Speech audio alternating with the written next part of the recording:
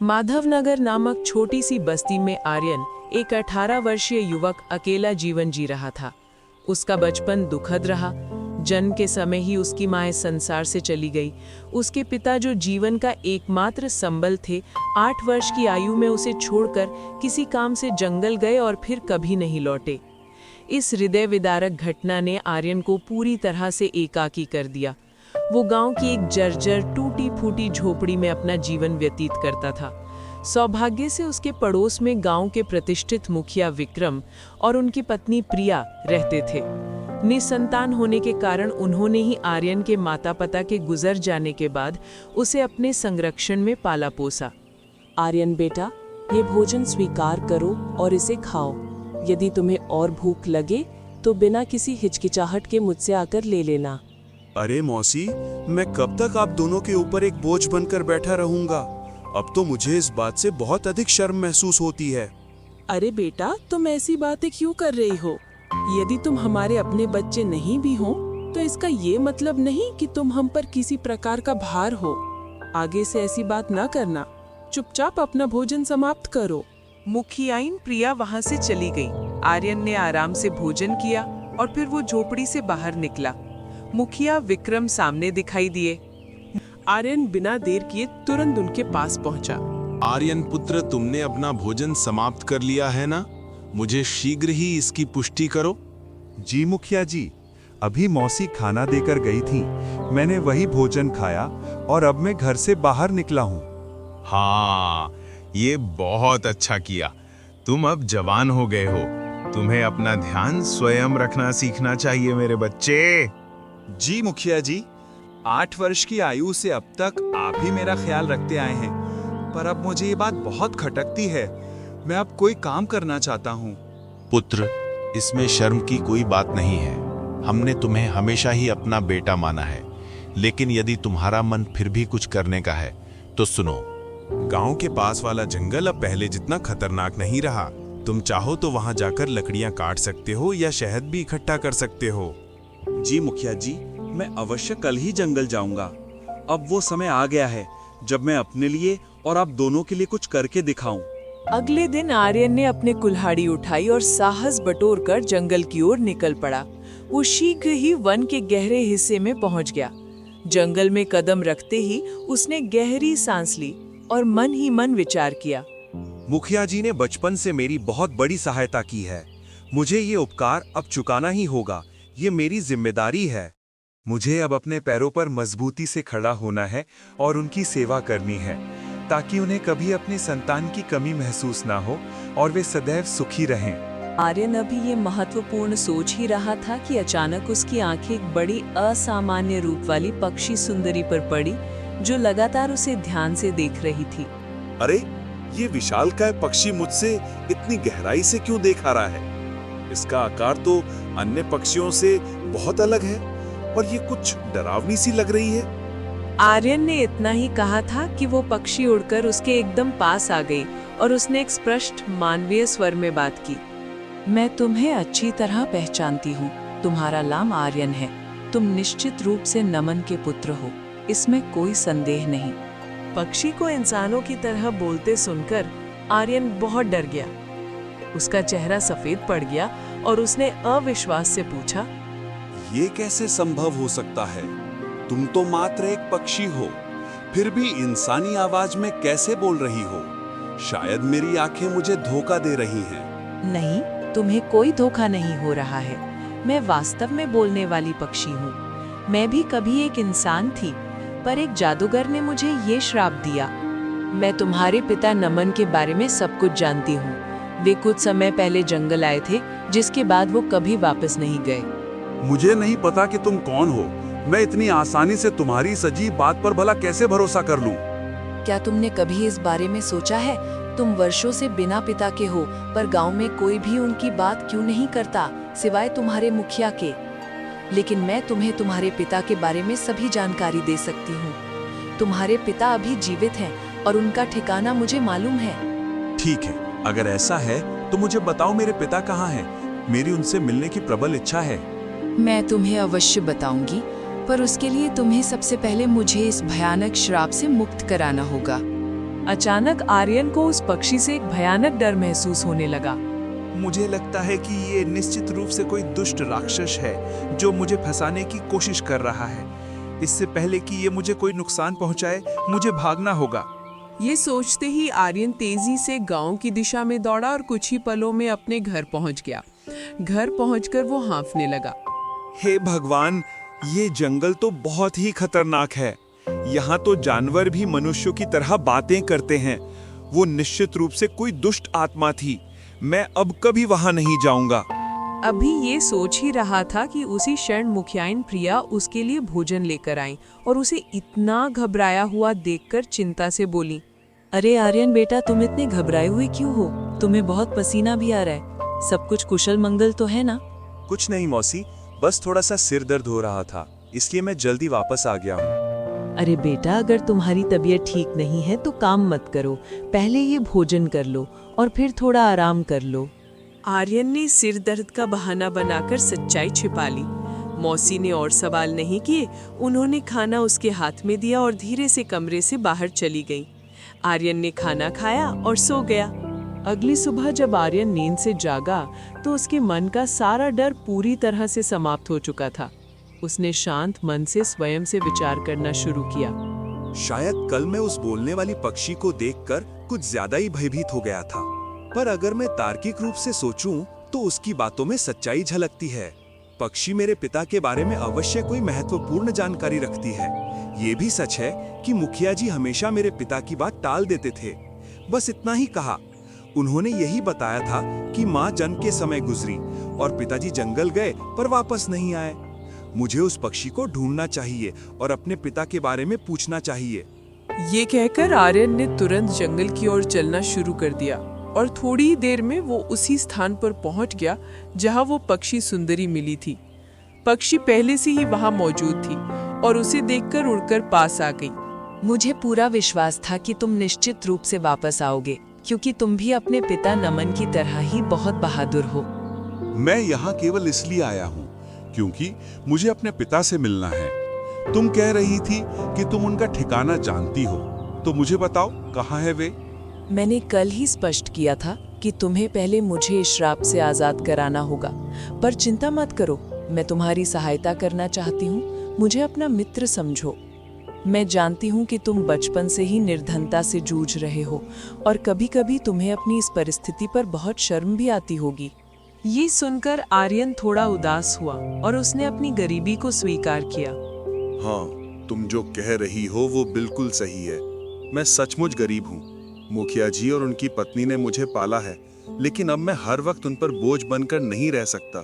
ये मुझे बिल्कुल भी अच्छा नहीं लगता। मैं अब स्वयं कमाना चाहता हूँ ताकि वे आराम से रहें और खुश रहें। यदि तुम सचमुच यह चाहती हो तो मैं तुम्हें धनवान बनने का सही मार्ग दिखा सकती हूँ। अच्छा, लेकिन ये कैसे संभव होगा? तुम मेरी मदद किस प्रकार कर सकती हो? मुझे विस्तार से बताओ। मैं इस जंगल के सभी गहरे रहस्य जानती हूँ। अब ज्यादा मत सोचो, बस मेरे साथ चलो। पक्षी सुंदरी उड़ चली और उत्सुक आर्यन उसका पीछा करता रहा।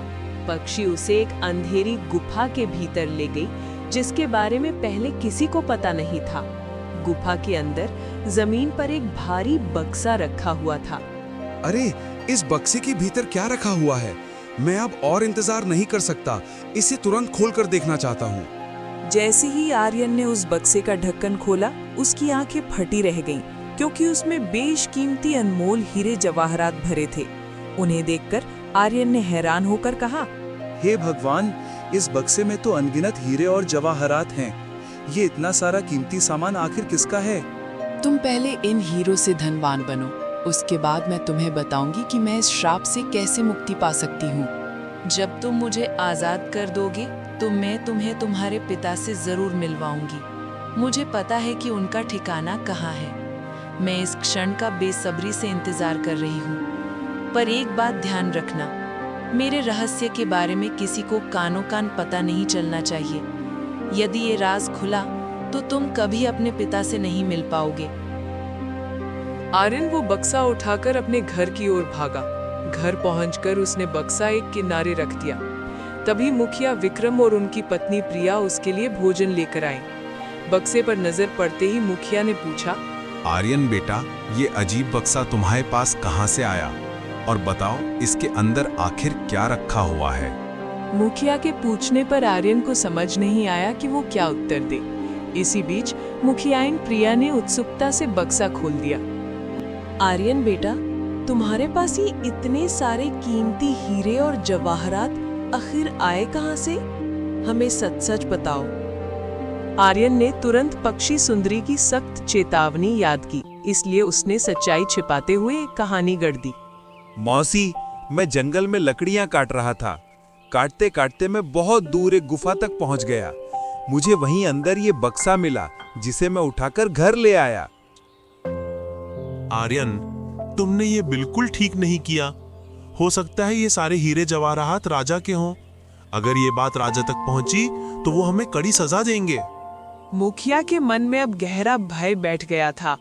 इससे पहले कि राजा को ये पता चले कि उनका खजाना चुरा लिया गया है, हमें तुरंत ये सारा धन राजा के महल पहुंचा देना चाहिए।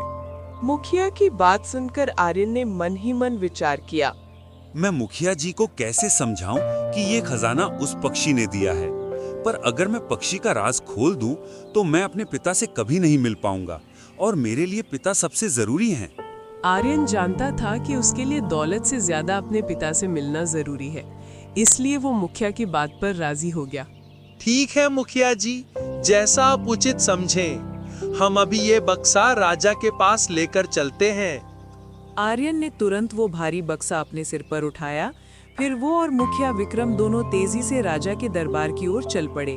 राजा के सिंहासन के सामने बक्सा रखकर मुखिया ने अपनी बात कही। महाराज सलामत, ये युवक मेरा पड़ोसी है।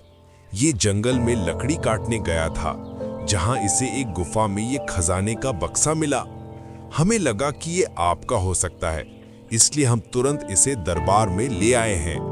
ये सारी बात सुनकर राजा के मन में तत्काल लालच जाग उठा, क्योंकि राजा भली भांति जानता था कि ये बहुमूल्य बक्सा उसका नहीं है। ये इतना बड़ा खजाना वास्तव में मेरा नहीं है, पर जब ये किस्मत से मेरे पास आ ही गया है तो मैं इसे भला क्यों जाने दूं?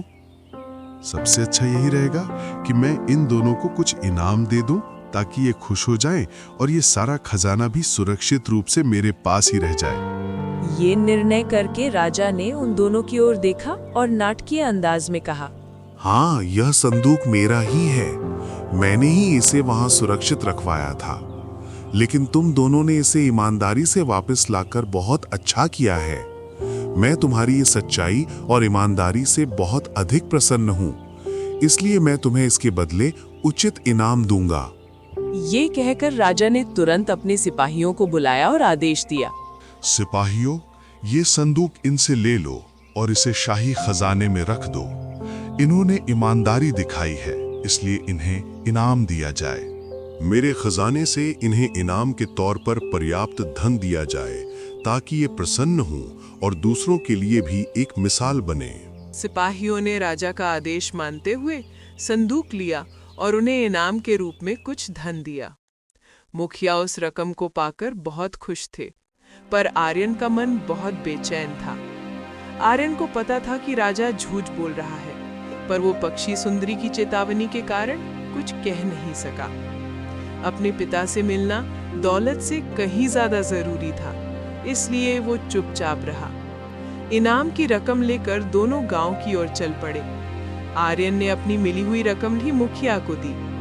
मुखिया जी, आप कृपया ये सारी रकम भी अपने पास रख लीजिए। आपने हमेशा मेरी देखभाल की है और मुझे खुशी है कि ये राशि आपके काम आएगी। मुखिया को वह धन सौंपकर आर्यन वहां से चला गया। अगले दिन की सुबह आर्यन फिर से जंगल की ओर चल पड़ा और वो सीधा उसी स्थान पर पहुंच गया। तभी वहां एक वृद्ध तपस्वी ध्रुव आ पहुंचे, जो एक बरगद के पेड़ के नीचे शांत बैठे थे। उन्होंने आर्यन को देखकर पूछा, अरे बेटा, मैं तुम्हें यहाँ पहली बार देख रहा हूँ। तुम कौन हो और तुम इस जंगल के भीतर क्या कर रहे हो? मैं नमन का बेटा हूँ और मैं अक्सर इस जंगल के क्षेत्र में आता जाता रहता हूँ। यह सुनकर तपस्वी ध्रुव चौंका, पर उसने अपनी भावनाएं तुरंत छिपा ली और चुपचाप वहां से आगे बढ़ गया। उसके जाते ही पक्षी सुंदरी तुरंत वहां आ पहुंची। वह वृद्ध तपस्वी अभी तुमसे क्या बात कर रहा था?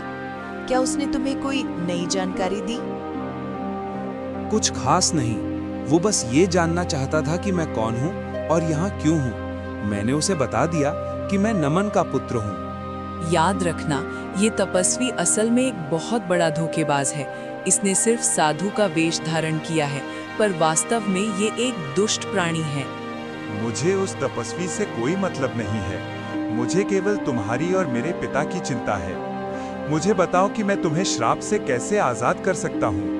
बहुत बढ़िया, तुम्हारा निश्चय सही है। तो अब मेरे साथ चलो, मैं तुम्हें रास्ता दिखाती हूँ। वो आर्यन को एक अंधेरी गुफा के भीतर ले आई, जहाँ एक कोने में जल से भरी शीशे की बोतल रखी हुई थी। कल ठीक पूर्णिमा की रात होगी। तुम्हें आधी रात को यहाँ आना है और आंखें बंद करके इस बोतल को जोर से तोड़ना होगा। बोतल टूटते ही मैं अपने श्राप से मुक्त हो जाऊंगी। फिर मैं तुम्हें वो राज बताऊंगी कि तुम्हारे पिता इस समय कहाँ हैं।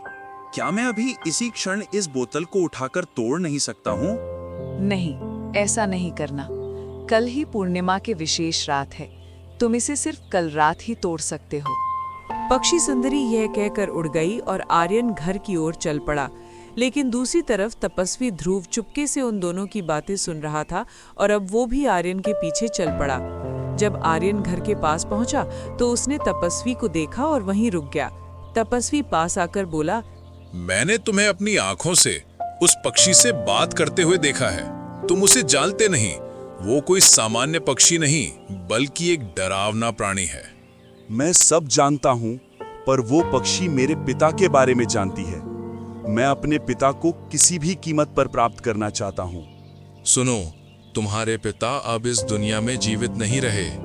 वो पक्षी तुम्हें फंसाकर केवल अपने श्राप से मुक्ति पाना चाहती है। ये सुनकर आर्यन को बहुत तेजी से क्रोध आ गया। तपस्वी महाराज, मैं सच्चे साधुओं का सम्मान करता हूँ, पर आप जैसे पाखंडियों का नहीं। याद रखिए, मैं इसके बाद आपका एक भी शब्द सहन नहीं करूंगा। बेहतर होगा आप यहाँ से चले जाएं। तपस्वी अभी कुछ और कहने ही वाला था कि आर्यन ने उसे जोर से धक्का दिया। तुरंत चले जाओ। अगर तुम नहीं गए तो तुम्हारे लिए इसके परिणाम अच्छे नहीं होंगे। आर्यन वहां से घर चला गया। तभी मुखिया विक्रम और उनकी पत्नी बाहर निकले तो उनकी नजर तपस्वी पर पड़ी। अरे तपस्वी ध्रुव महाराज, आप इस समय यहाँ हमारे घर के पास क्या कर रहे हैं? मैंने आर्यन को सच्चाई समझाने की बहुत कोशिश की, लेकिन वो मेरी बात सुनने को तैयार नहीं हुआ। वो उस पक्षी को आजाद करना चाहता है। यदि वो पक्षी आजाद हो गई तो गांव में बहुत बड़ा विनाश आ जाएगा। गांव का एक भी व्यक्ति जिंदा नहीं बचेगा, सब मारे जाएंगे। हाँ, ये सब सत्य है, पर आर्यन हमारी कोई भी बात मानने को बिल्कुल भी तैयार नहीं है। तपस्वी महाराज, आप बिल्कुल भी चिंता न करें। मैं अभी जाकर आर्यन को समझाता हूँ। मुखिया तुरंत आर्यन के घर गए और बोले, आर्यन, ये मैं क्या अजीब बात सुन रहा हूँ। तुम जंगल में एक ऐसे पक्षी से मिलते हो जो इंसानों की तरह बात करता है। क्या तुम्हें ये विचित्र नहीं लगा? ओहो, तो आपको भी पता चल गया। मुखिया जी, शुरू में मुझे सब अजीब लगा, पर अब नहीं। मुझे पूरा यकीन है कि ये बात आपको उस तपस्वी ने बताई होगी। मुखिया जी, 8 साल पहले मेरे पिता रहस्यमय ढंग से लापता हो गए थे और वो पक्षी जानती है कि मेरे पिता कहाँ हैं। मुझे बस उनसे मिलना है। बेटा आर्यन, तुम अपने पिताजी के बारे में किसी भी सच्चाई को बिल्कुल नहीं जानते हो। हाँ, मैं बिल्कुल नहीं जानता, क्योंकि आपने या गांव वालों ने कभी मुझे कुछ बताया ही नहीं। मैं अब किसी की बात पर विश्वास क्यों करूं? मुझे केवल उस पक्षी की बात पर ही भरोसा है। कल पूर्णिमा की रात है और मैं कल उसे श्राप से मुक्त कर दूंगा और वो पक्षी मुझे मेरे पिता से मिलवाएगी। इतना कहकर आर्यन गुस्से में भरा हुआ घर से बाहर निकल गया। आर्यन, मेरी बात को सुनो। आर्यन, जरा रुको तो सही। मुखिया ने उसे रोकने के लिए कई आवाजें दी, पर आर्यन ने एक न सुनी। मुखिया उदास होकर बाहर आए, जहां तपस्वी खड़े थे। आर्यन पता नहीं कहाँ चला गया है। अब हमारे पास कल तक इंतजार करने के सिवा कोई रास्ता नहीं है। फिर हमें जंगल जाकर आर्यन को बोतल तोड़ने से रोकना होगा। अगली रात घने अंधेरे में तपस्वी ध्रुव मुखिया विक्रम को लेकर चुपचाप जंगल में उसी रहस्यमय गुफा के पास पहुंचे। यही वो गुफा है जहां वो भयानक बोतल रखी है जिसके भीतर उस दुष्ट पक्षी की शक्तियां कैद है। आर्यन यहाँ जल्दी आता होगा, हमें एक तरफ छिप जाना चाहिए। वे दोनों छुप गए और उसी वक्त आर्यन वहां आ गया। पक्षी सुंदरी उड़कर उसके पास आई और फुसफुसाते हुए बोली, ध्यान दो, तपस्वी और मुखिया दोनों यहाँ आए हैं। वे गुफा के कोने में चुपचाप खड़े हैं। वे तुम्हें बोतल तोड़ने से अवश्य रोकेंगे, पर तुम उनकी बात पर बिल्कुल भी विश्वास मत करना। अगर तुमने उनकी बात मानी तो तुम हमेशा के लिए अपने पिता से मिलने का मौका खो दोगे। नहीं, मैं उनकी बातों में नहीं आऊंगा। मुझे पता है कि मुझे क्या करना है। बहुत बढ़िया, तो फिर तुरंत जाओ, वो बोतल उठा लाओ और उसे अभी तोड़ डालो। आर्यन तुरंत गुफा के अंदर गया और बोतल उठा लाया। जैसे ही उसने बोतल तोड़ने के लिए हाथ उठाया, तपस्वी और मुखिया चिल्लाते हुए सामने आ गए। आर्यन, अभी रुको, इस बोतल को बिल्कुल मत तोड़ो। तुम बहुत ही विनाशकारी गलती करने जा रहे हो। नहीं, मैं नहीं रुक सकता। मुझे किसी भी कीमत पर अब अपने पिता से मिलना ही है। आर्यन, ध्यान से सुनो, ये पक्षी कोई साधारण चिड़िया नहीं बल्कि एक भयानक डायन है। 10 साल पहले इसने पूरे जंगल पर कब्जा कर लिया था। मुखिया विक्रम, तब तुम्हारे पिता और मैंने इसे रोकने का निर्णय लिया। हमने तपस्वी ध्रुव से उपाय पूछा, जिन्होंने कहा कि इस डायन को खत्म करने के लिए हम में से किसी एक को कुएं में जान देनी होगी। तुम्हारे पिता बहादुरी से आगे आए और उन्होंने बलिदान दिया। उन्होंने कुएं में छलांग लगाई और तपस्वी ने उस डायन की शक्तियां इस बोतल में कैद कर उसे पक्षी में बदल दिया। ये राज हमने आज तक किसी को नहीं बताया, इसलिए तुम्हें भी नहीं बताया। पर अगर तुमने ये बोतल तोड़ दी तो ये डायन फिर से अपने भयानक रूप में आ जाएगी। ये सिर्फ उसकी चाल है।